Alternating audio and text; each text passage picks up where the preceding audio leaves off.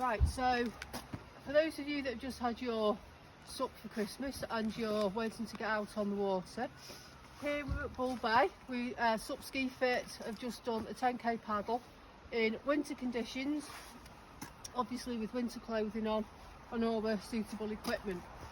So what we've got here, for those of you that are going to go out the next 3 months, you want to get your board out, here's just some advice that you really have to follow and what you should be taking out with you. So what have we got?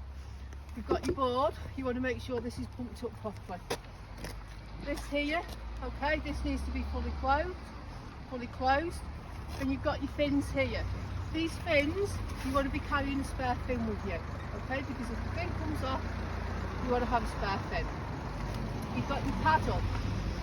I've got one paddle here, but we've also got a spare paddle. If you're paddling and a paddle snaps or you lose a paddle, you've got a spare paddle with you, okay? So what should you be taking out of this from a safety perspective? Well, first of all, now this is critical, you will have heard about the deaths and the accidents that have happened over the last year. A lot of the deaths are happening, or a lot of the incidents are happening purely because either this leash is not taken out with the board, not even being attached, or this leash is being put around the ankle and then people are getting entrapped on the board.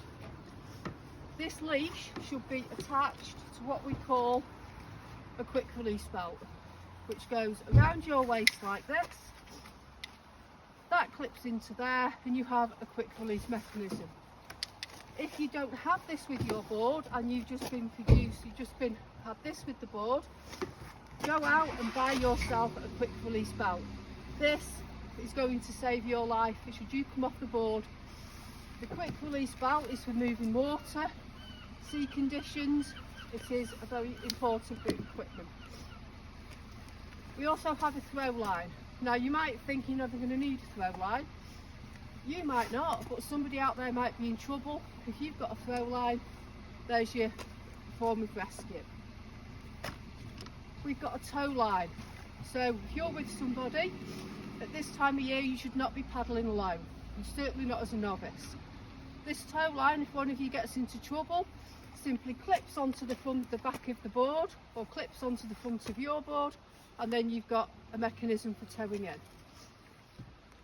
If you're going out on the canal, the river, the sea, this bit of equipment is actually a multi-use Stanley knife.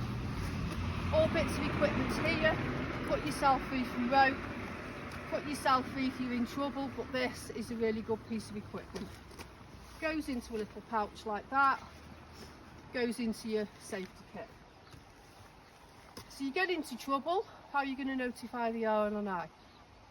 Standard flares are not good for inflatable boards. Once they're left off, you've obviously got to go and buy new ones. They're not safe with inflatables. This is actually a GPS flare that you can buy off the internet.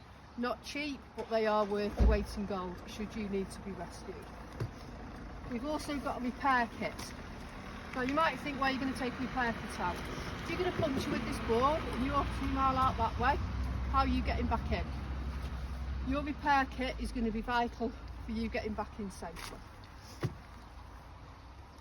We've also got a first aid kit. Again, if you're with somebody, put sea-stick tablets in, put dehydration sachets in. If you're going on a long paddle, this is going to be really important for you. Now, as an ambassador for Bluefin and for Palm equipment, I'm obviously wearing a Palm dry suit. In these conditions, you can see now my breath, it's cold. If you go in that water, this type of equipment is going to be vital. So those of you that are asking what you're going to wear for winter paddling, either a 5mm wetsuit with a cag over the top of it, but if you're going to think you're going to be going in the water, a good dry suit like this. But what's more important is this PFD.